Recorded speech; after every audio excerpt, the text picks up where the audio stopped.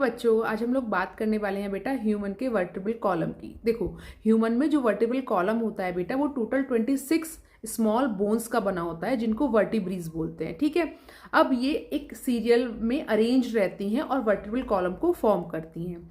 ठीक है, ईच जो वर्टिब्री होती है वो सेंटर में से होलो होती है, यानी कि जब वर्टिब्रल कॉलम अपन देखेंगे तो वो उसके बीच में सेंट्रली वो होलो होगा, उसके बीच में एक खोखला जगह होगी और उस खोखली जगह में स्पाइनल कोड प्रेजेंट होता है। या इन अदर वर्ड्स हम लोग ये भी बोल सकते हैं कि जो स्पाइनल कोड है वो चारों तरफ से वर्टिब्रल कॉलम से कवर्ड रहता है। ठीक है, अब अगर हम लोग बात करेंगे तो जो वर्टिब्रल कॉलम है उसको याद करने का फॉर्मूला है C7T12L5S1 फ्यूज्ड C1 फ्यूज्ड। ठीक है, C सर्वाइकल, उसके बाद T थोरेसिक, फिर L लंबर, फिर S सेक्रल, फिर C कॉक्सीजियल। ठीक है, अब ये जो लास्ट की आपकी सेक्रल और कॉक्सीजियल जो वर्टिब्रीज हैं, ये 1 और 1 इनको ब्रैकेट में करके लिखते हैं। क्यों लिखते हैं? ये कहने के लिए तो एक सिंगल बोन ही होती है, बट ये फ्यूज्ड बोन्स होती हैं, इसीलिए इनका जो नंबर है उसको ब्रैकेट के अंदर बंद करके लिखा जाता है। क्यों लिखा जाता है?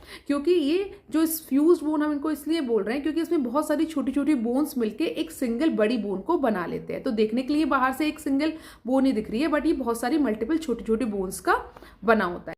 जो 7 सर्वाइकल वर्टिब्रीज है वो ऑल मैमल्स के लिए एक कैरेक्टरिस्टिक होता है। ठीक है, अब वर्टिब्रल कॉलम का जो मेन फंक्शन होता है बेटा, वो इस तरीके से होता है। एक तो वो क्या करता है कि आपका जो हेड है, क्योंकि वर्टिब्रल कॉलम जो है वो हेड से एक्सटेंड हो रहा है, और जो आपका बॉडी का मेन कोर पार्ट है स्टमक, ठीक है, उसका मेन फ्रेमवर्क को तैयार कर रहा है। इसलिए ये क्या है, वर्टिब्रल कॉलम जो है वो आपका जो स्कल है उसको सपोर्ट प्रोवाइड कर रहा है। ठीक है, दूसरा ये क्या कर रहा है, जो आपका स्पाइनल कोड है उसको प्रोटेक्ट, रिब्स के लिए पॉइंट ऑफ अटैचमेंट प्रोवाइड कर रहा है, और जो डॉर्सली जो मस्कुलेटर स्ट्रक्चर है उसको सपोर्ट प्रोवाइड कर रहा है। ठीक है, आई होप आप लोग को समझ में आएगा। मिलते हैं next topic next video. Bye.